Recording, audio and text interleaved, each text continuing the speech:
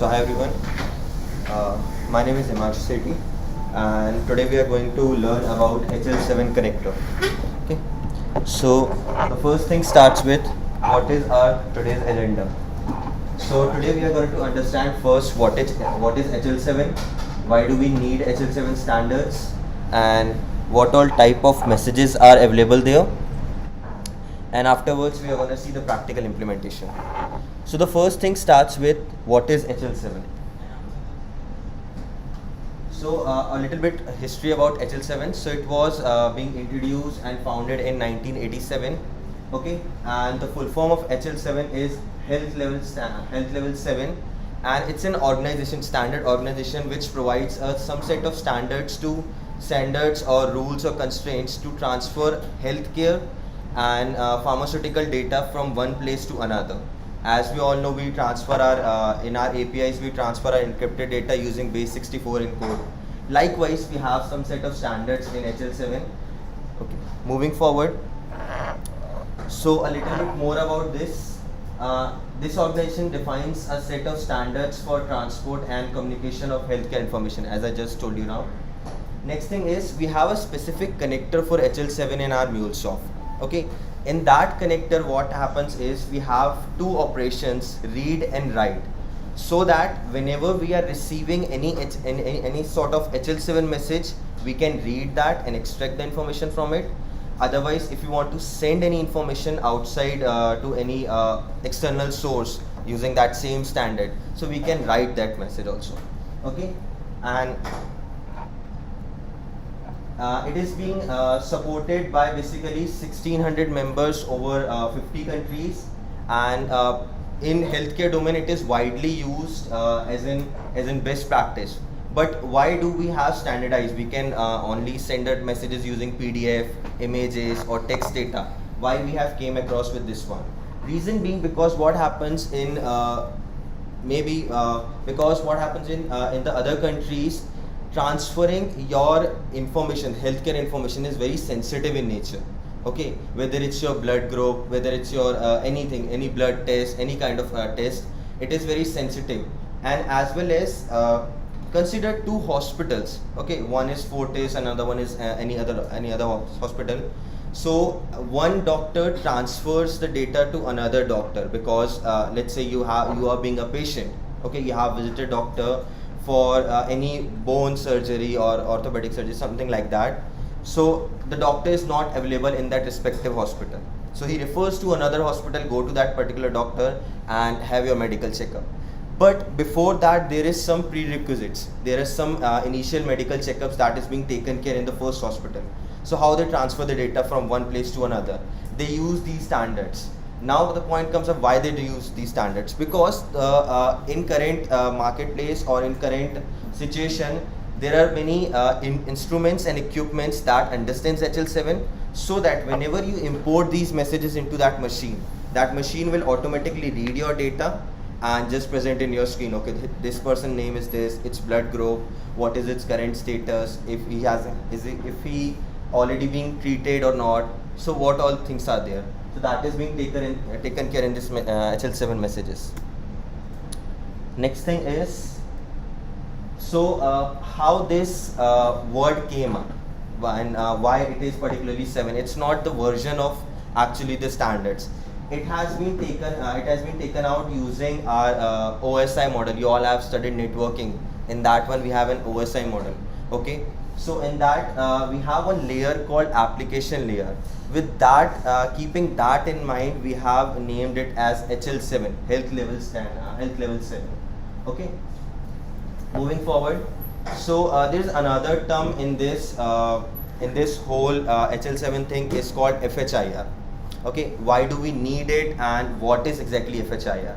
So HL7 has already provided us some standards that is on XML format, but being an IT person or whenever we are trying to develop any application for hospitals, so we need RESTful web services. Okay, in this RESTful web service we cannot only rely over XML, we need other formats also. So then they came across with FHIR as a RESTful standard which provides us support of XML data, JSON data as well as PDF, whereas HL7 only supports the XML data. That's why we have came across with FHIR. So at the end of the day, whenever we are using any Anypoint that connector, HL7 connector in a MuleSoft API, ultimately we are using this technology. Okay. So first, before explaining any structure, I'll just show you how many type of messages are there. So in general, in HL7 we have multiple type of messages. Why it is so? Reason being because whenever you are going into any hospital, there is not only one process that is happening. You will be admitted, okay, then there is some basic checkups that is going to happen. What is your reports that is being generated? Based on that, we have some messages defined, and it's a particular structure. Okay, starting with first, what is ADT? So ADT, as its name suggests, name represents admit, discharge and transfer. It is completely related to administrative type of data. Similarly, we have ORM. If you are going for a test, let's say blood test, okay, they are going to register your information, so that is being registered using order entry. Okay, then observation result, as I just now mentioned, that if you have taken any test and the report has came up, okay, that will be in this message structure. Okay, next one, similarly we have MDM, DFT, and talking about the message structure, so you don't have to memorize it or summarize that in your mind. We have allocated BDAs for it, okay, who has the person who is being developing these message structures, they have spent over more than 20 years in each and every message, so they have expertise in that. You can refer your documents, you can refer websites for having an idea how these message structure looks like. Okay, coming back to one of the message structure, so this is how the message structure is. There are some parts of each and every message. First one is message header, which contains that which type of message it is, at what date it is being introduced, what is the point to point if we are doing that, so what is the first hospital, what would be the destination hospital, and the some basic information about the patient. Similarly, we have PID, that is patient identification. So as you all know, in other countries or in our country also, we have a unique identity provided to each and every person residing in that country, that is SSN number. Okay, similarly we have some more unique identifications and IDs provided to each and every person, so we mention that in this one. Then patient visit, when the patient has came, like there are multiple visits, there are multiple sittings of each and every if we are doing a process, if we are doing a dental checkup, okay, there are multiple sittings, and in that sittings we mention these details, P1. Then what is the observation request? Request means basically which type of test we have allocated to that person, okay, whether it's a blood test, whether it's related to bones, whether it's related to nerves. So what all test is being requested, that is being mentioned in this one. Next comes OBX. So you can see the other segments is not having these symbols, that is curly and square bracket. Why is it so? Because reason being, because these are only unique in nature. We can have only one message header, we can have only one patient identification, but at the time of observation segment, this is actually the results that is being taken out from the test. Okay, so results could be multiple. If we are taking 5 tests, there would be 5 observations. That's why we have mentioned it as curly braces. And how we write it as OBX1, that is the first test, OBX2, that is second test, similarly. Then we have CTI, that is basically represented to the machine, okay, clinical trial identification, as we have already mentioned. And this is not mandatory fields. The above 4 are mandatory fields, and this is optional nature. That's why it is square bracket. So whenever if you open any documentation, you see square bracket, it means it is optional nature. You don't have to specify that field. Or if your result, let's say if you just have enrolled to any test and the results has not came out, so you don't need these segments, okay. And if you see the curly braces, it means it can have multiple entities for the same field. Okay, next one is, so here's a sample message, okay, and how we check these messages, I'll let you know. First one is all the segments that is being mentioned in the message, it will be written at the first segment, that is MSH. MSH means message header, then PID, P1, as I explained you earlier. After that, you can see the first segment is actually how these messages are being separated from one another. Okay, so we have these things now. if we are separating it using a line, so it is mentioned as line over here. Okay, first one is what is that I would say test name. Okay, next in which machine it is being taken care, and there would be other details also written there, like hospital name, what is the first hospital, what would be the second hospital, then which type of message it is. So over here you can see there is ORU hyphen its current version. There are multiple versions of each and every message structure. Okay, so right now we are just representing ORU. Then we have like other details also as P 2.4. These are some specific details related to that test or that person. Okay, and okay, now moving on to OBR. So what happens is that for each and every machine, let's say you have gone for a CT scan. So each and every machine has been provided a number. Okay, with that number, that machine identifies that this is the type of test. So we have mentioned a number, and there are some more fields. So Jatin will explain you each and everything using the schema, because in these message structure we usually use schemas. Okay, and also you can see OBX. So there are multiple OBX now. Okay, like one, what is the response? What is the I would say test result of first test, then the test result of second test, radiology report, history, curve findings, PA, like this. Okay, and at the end we have a CTR. Okay, moving forward. So in terms of MuleSoft, okay, there are multiple, not just HL7 connector. There is MLLP connector also, and MuleSoft accelerators provided. So Jatin will explain you more about that and how we can implement it. Okay, Jatin, over to you. So as Himanshu already explained, like what types of messages are there and what types of schemas we're gonna use, and so starting from the one sample message that I would like to show you to start with.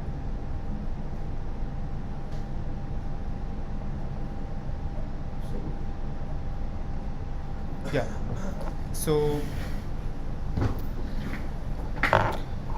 Himanshu already explained that we are having couple of message structures like ADT, ORM, ORU. So I'm gonna explain you like how a ADT message looks like and how an ORU message looks, and what are the difference between these messages and what are the different purposes that they serve. And so starting up with how the message comes from a different LIS system. So LIS system is a lab information system that the message comes from another end system to another end system that we gonna integrate. So Himanshu, whatever he explained, like the overview of HL7, but we are gonna talk about how we use the HL7 in the MuleSoft and in the MuleSoft connector, how we integrate those messages. So starting up with this ADT message, how it looks like, and how do we read it, and how do we actually because it's obviously it's human readable, but via each and every segment, how do people define it and what are these called? So so there is one very good site. If you can go and type I want to read about HL7 ORU message. So basically we'll start with the ORM message.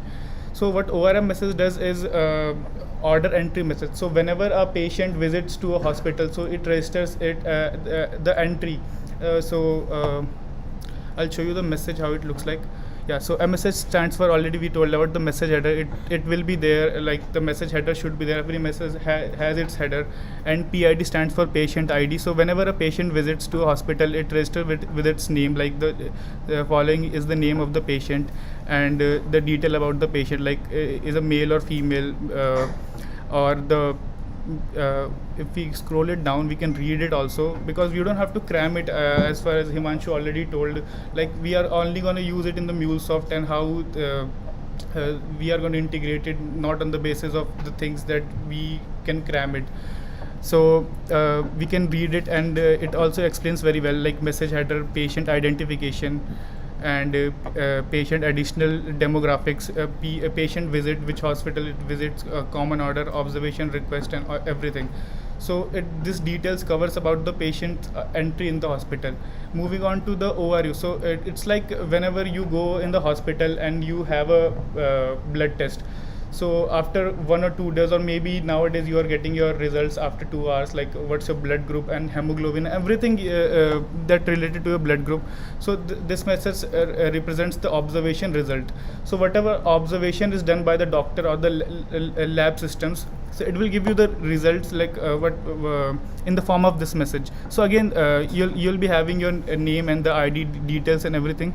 And so OBX that Himanshu already explained, like this is another segment which message will be told about, like what problem you, after the observation, what problems you are having. Like here we can see the report says history, cough and findings, and whatever the chest demonstrate, whatever lungs disease he have after the results that came out of this observation. And talking about the most common message that we use nowadays is ADT message. So ADT message stands for admit, discharge and transfer. So whenever you go to the hospital, not generally people and doctors admit you, but whenever the people and doctors admit you, so the admit details would be there in this message, and transfer details are there. So if suppose some facilities are not provided in a particular hospital, so it might transfer you to some other hospital, so those details should be there in that message. And discharge, so if your disease is curable, obviously it will discharge you from the hospital and send you home. Now we'll see how we use these messages inside the Mule 4 and how we validate these messages via schema inside the Mule 4. So I'll create a project from the scratch, and I'll show you how you can create a sample POC to use this read and write connector.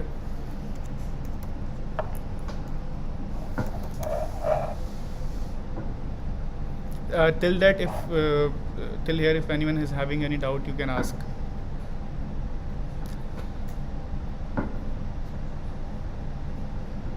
So how do we import this? We have to import the EDI connector, HL7 EDI connector from this exchange. Now obviously it's free, you guys can use it and make POCs.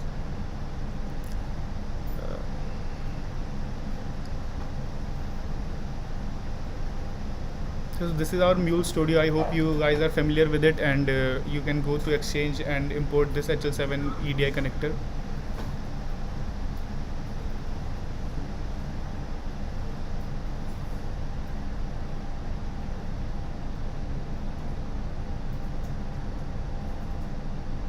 Yeah. So here we can see inside the HL7 EDI connector we are having two components, which is read and write.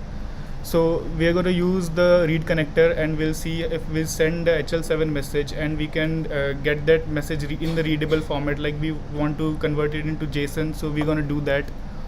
So first let's import this connector and see what's inside this and how do we do the connector configuration of this connector.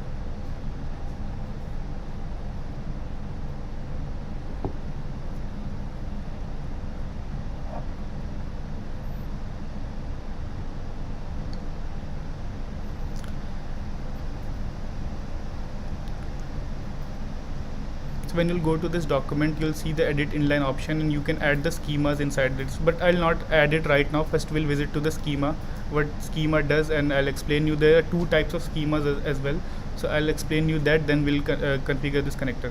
So again, inside this connector you can see this is the writer, which already explains, like we are having this message, and you can see there are some symbols like pipelines are there, some tiddles are there, and hyphen are there. So what that really represents, it's totally covered in this connector.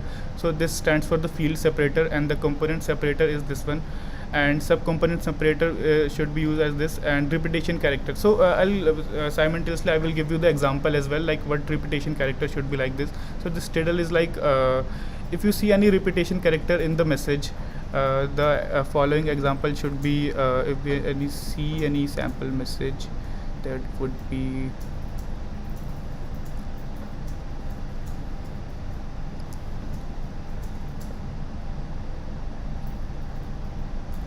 tiddle connector would be there. So in the sample message we don't have, but we can search it. Whenever a repetition character, as in if a particular person has two types of, so generally we have two SIMs right now.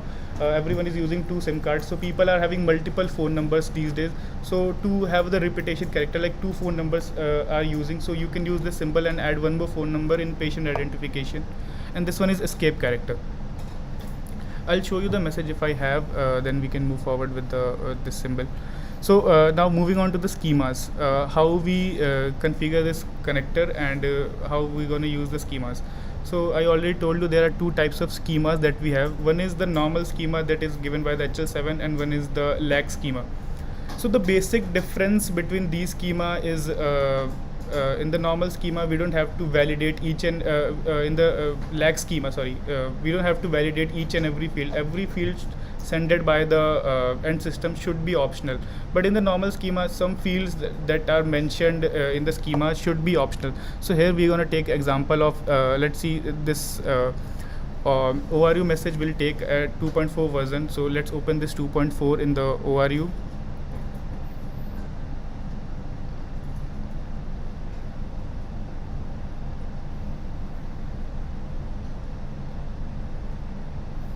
We have to search ORU.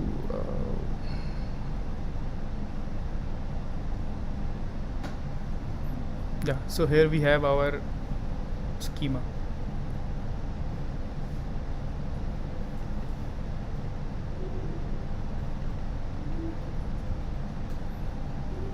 Yeah, so if you see and notice that each and every field here is O. So O stands for optional. So each and every field inside the lag schema would be optional. And let's see the normal schema, the same version and the same message structure, which is ORU R01.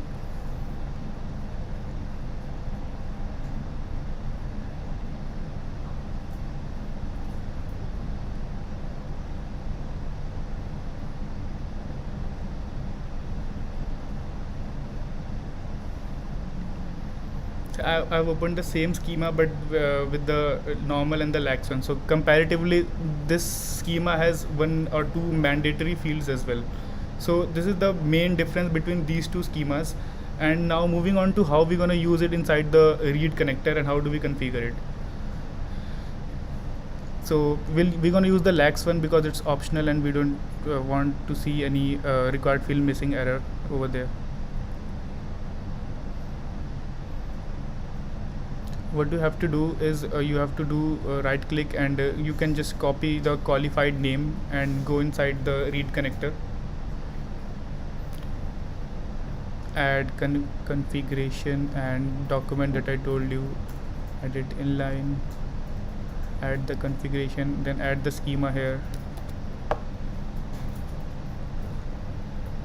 Yeah, so obviously to listen, let's create a whole Mule project.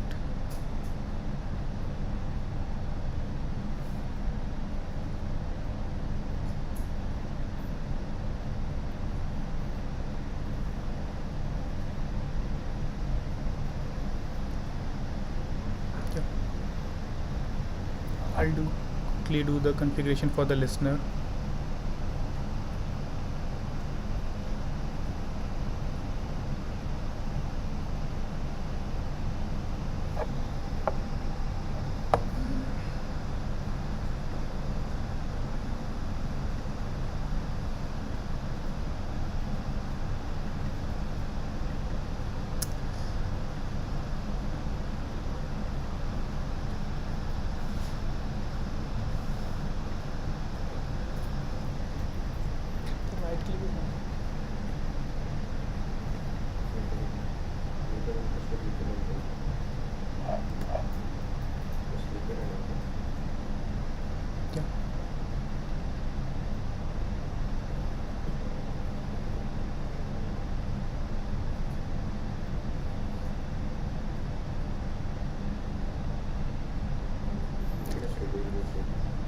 Let me just reset the perspective itself.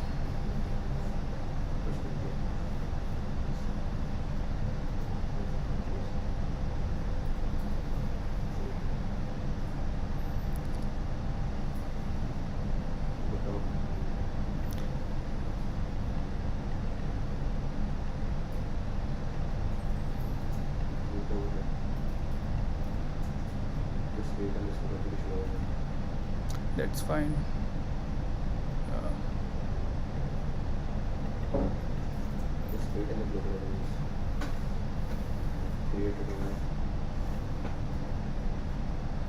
Instead of this we can just add the jar that we have Can you just move it aside from me? My laptop, I'm not able to see. Click on global elements and you create it. Click on global elements. Global element will not take. Can you just Click on global elements and you create it will not take. I it. Create. Search for listing. it doesn't take Click on that. Okay. Okay. Paste path Okay. like this. Okay. Go to message flow. Create a message flow. Let me edit it here itself.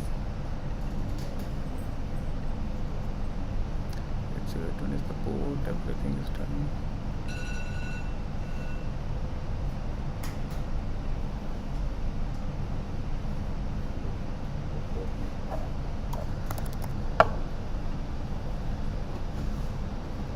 So we're going to convert it into the JSON format. So let's do this.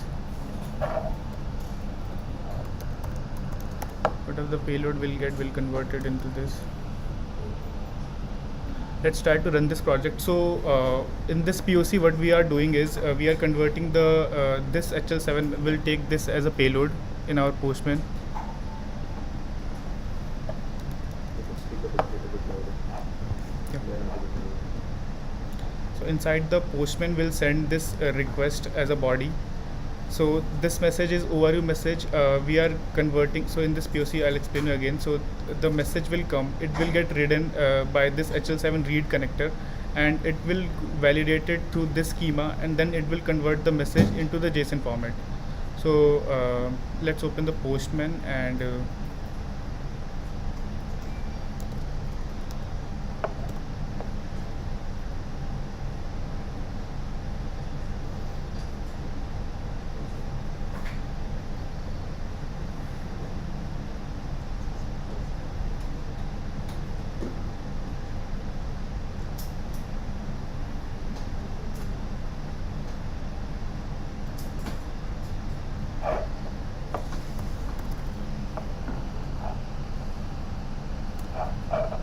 We're gonna use this only.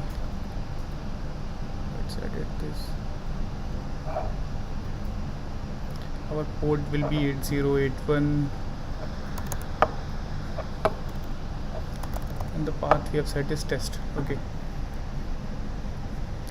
So the code, our code is deployed. So let's hit it and see if it converts the desired HL7 message in the JSON format or not.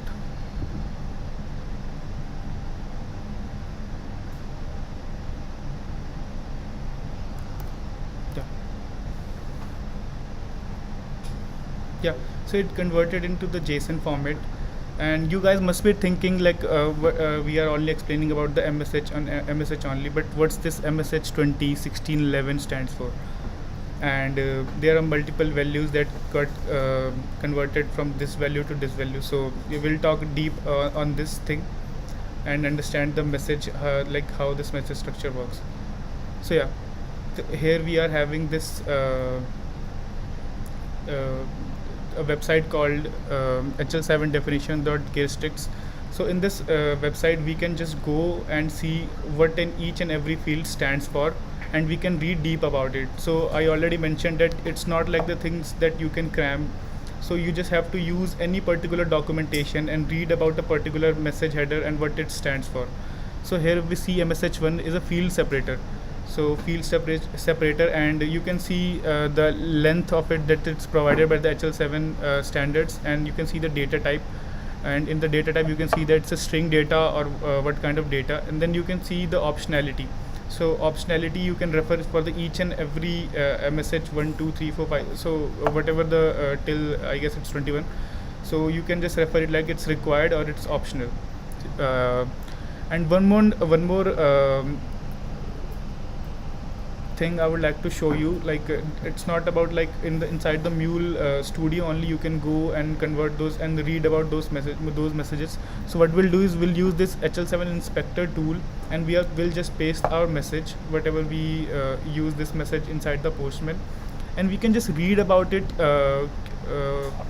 inside the each and every segment and inside each and every headers that we have inside the particular message. So here we are having ORU message, and inside the ORU message, if you'll just paste your message over here, you'll see you'll have a multiple drop downs inside each and every component of the message, and you can read about it. Like we are already telling you about multiple times, we have told you that this stands for message header, the field separators, encoding characters. So you can just go and read about your particular message, not only the message given on the internet.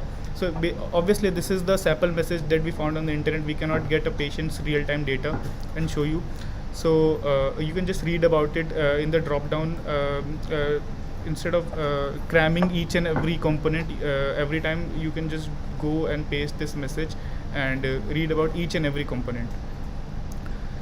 So let's get back to the POC that we have created. So we already got to know like how the read connector works. So till that, if anyone is having any question regarding the schemas or the read connector. So okay, I will take it as a no. Let's jump back to the write connector. So the same purpose that we have told you, like one stands for the reading the HL7 messages, and then again if we want to write that same message, like we converted into the JSON, and we want to write the same message back to the HL7 format, so we can just use this write connector. So inside the same POC, I would like to show you. So connector configuration we don't need to do because it will take the same from the global element. And if we'll try to run this message again,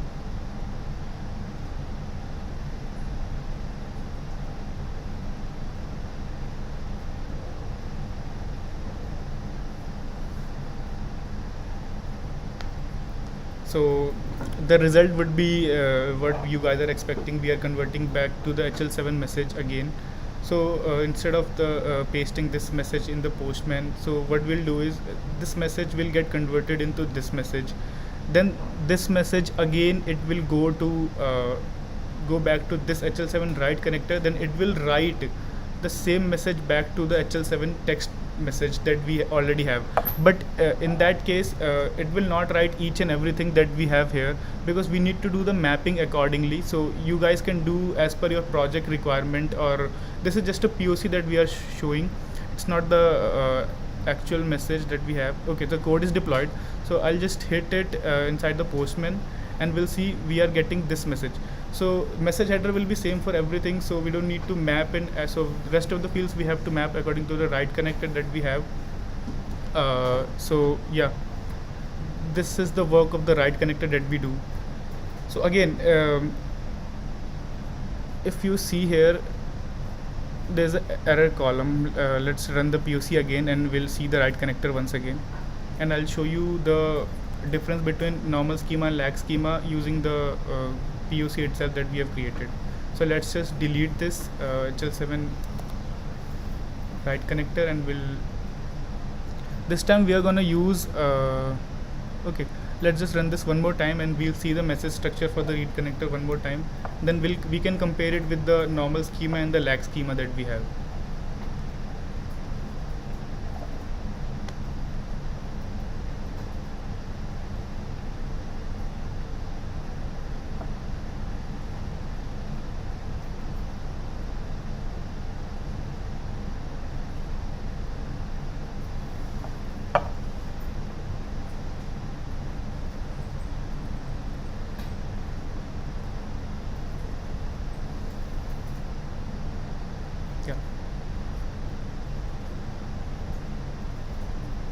So we got our JSON. So inside this error column, you can see it's blank.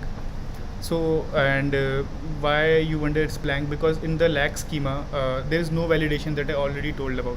So what happens is there are multiple LIS systems that are there. So some end systems they send the message with the validations. So in the particular project, you might face that there is no validation. The client wanted to do no validations from you. So already the validated data is coming from the end system itself. So you can use this lag schema.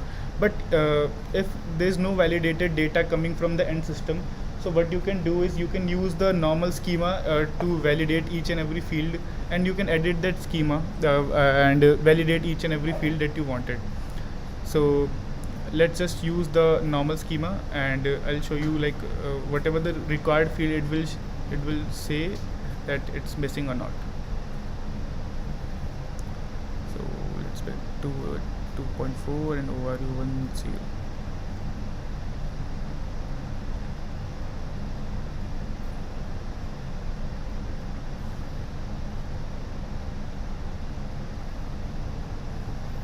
We'll edit this message.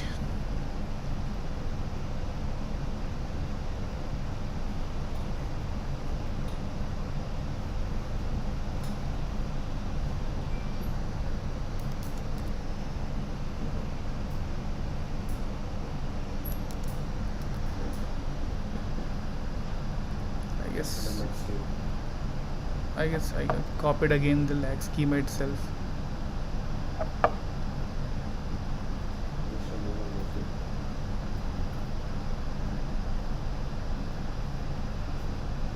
Okay. Now we'll try running this with the normal schema that we have, and we'll see the difference in the response that we are getting.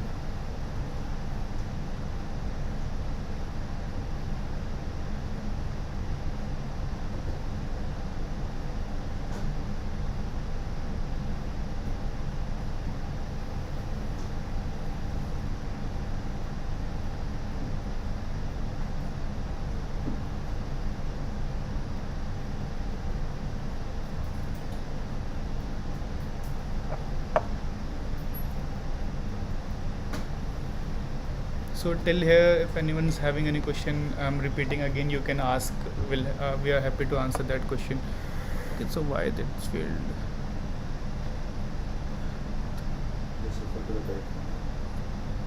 Okay, so we took the wrong schema again. Okay, I'll just copy the correct schema from it, the corrector itself.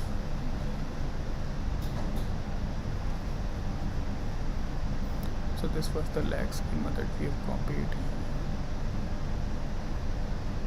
Let's just go back to the normal schema that we have. Yeah, 2.4, and we'll take the ORU message.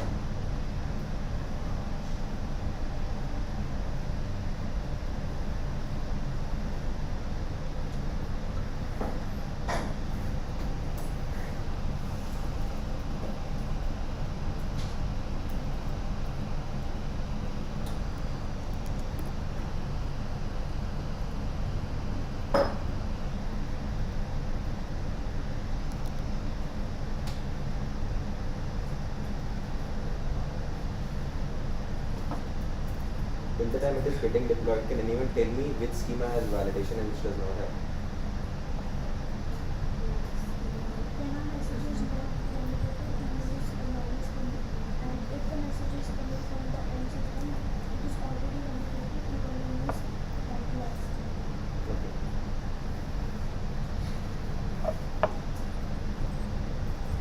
And just one more point, if you are considering, like if you are worried about which version we are going to use and which message type, you don't have to take care of that. Reason being because the person who is assigned to you in your project, the BDA, will already provide you the versions of these messages and which message you want to use in your connectors.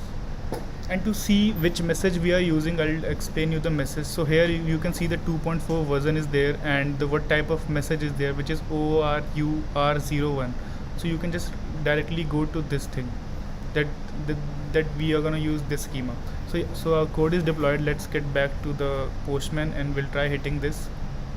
So yeah, here you can see like we are getting obviously the Postman will send 200 because the connection is successful and the message got converted.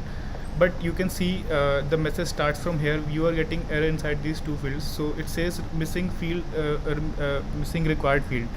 So whatever the required field was missing in the segment 1. If you'll go inside the segment 1 of this schema,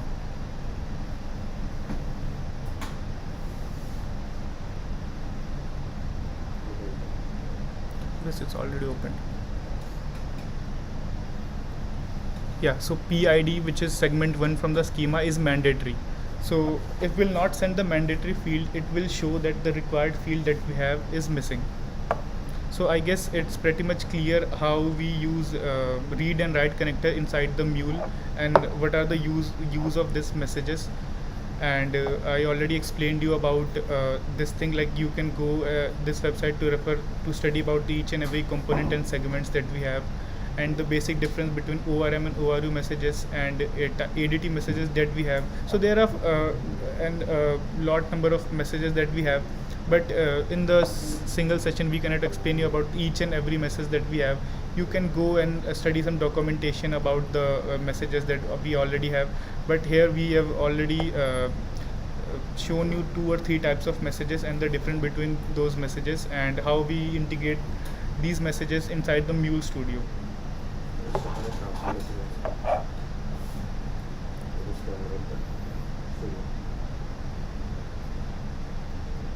Um,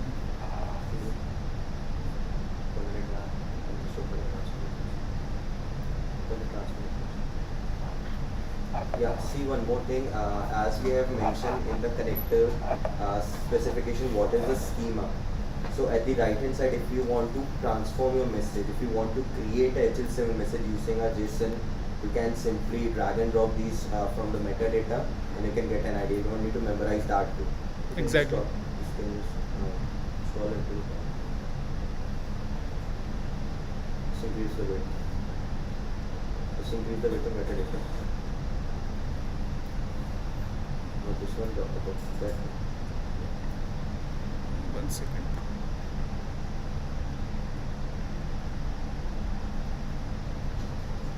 Scroll it down a little bit. As you can see, all these things are mentioned here.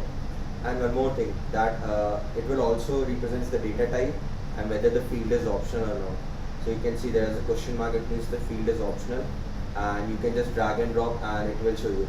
Even you can see message header 18, just scroll a little bit up. Message header 18, you need to send array. Inside array, it cannot be integer, you just need to send the strings. Just drag and drop to the transfer message. Just drag and drop anywhere. Just drop. Just click and drag and drop in this one. Click it. Drop it away. Not there. Just drop.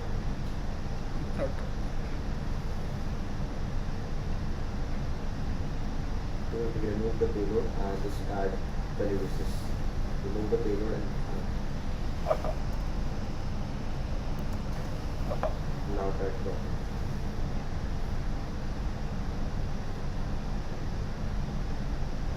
Remove that to remove value basis. I guess we have to hard code it every time.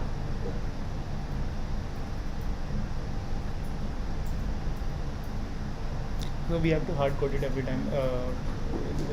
Maybe because Right of the now it's latest not Mule working. Studio. Maybe it could be a studio issue, but what you can simply do is you can simply drag and drop and it will create the JSON structure how it should come in, because on a higher level, if we look at the JSON structure, there is nested JSON coming inside it and you don't have to memorize that. You can simply look into the metadata and refer to the fields there. Okay? Yeah. Let's open the postman once again. Postman. Stop. Over here you can see that first the main heading is message header, that is message. Inside that we have multiple segments, segment number 20, 10, and each and every segment represents some information. Inside that also you can have multiple sub segments. That's why it is PT01. Okay, and you can get these details from either from the transfer message. You can look at the metadata, or apart from that you can also refer to the documentations that is being provided, particularly to each and every HL7 message. Anyone has any questions? Yeah. As the request always goes in text, what if Speak a little bit louder. what if we want to send multiple messages from the postman, like an array or to go through messages and then to send it? So HL7 has a restriction that you can process one message at a time, but inside that you can use for each, okay, to do multiple transformation for multiple messages.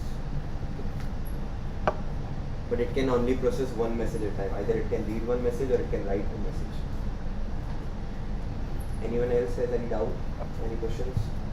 And not only related to the POC that we showed. If you are having any other questions related to the HL7 or the message structure, so you can ask that also. And can you tell about MLLP connector? So MLLP connector, we have not shown the POC in this, so we might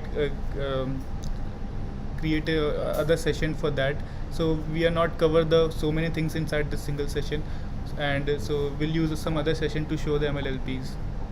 In general, it is basically But a listener. yeah, Okay, as we have HTTP listener, for listening HL7 messages from the backend or external sources, we have MLLP connector. Okay, we can show you that. So I'll show you the how we import that connector. To test that, we need a HL7 soup UI we use. So it's just a listener that we have, and it listens via MLLP protocol. So you must know about the MLLP protocol. So it listens those message via the MLLP protocol.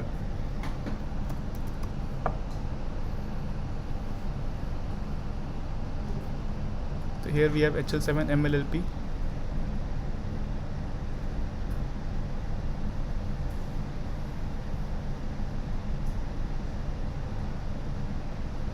Yeah, so here we have MLLP, and inside this we are having MLLP listener, send, and send and receive.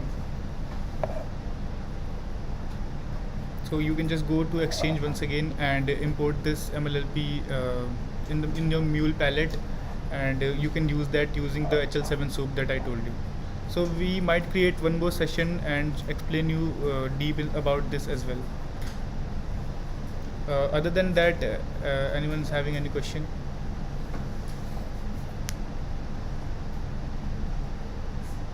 That's all from our side. Thank you. Thank you.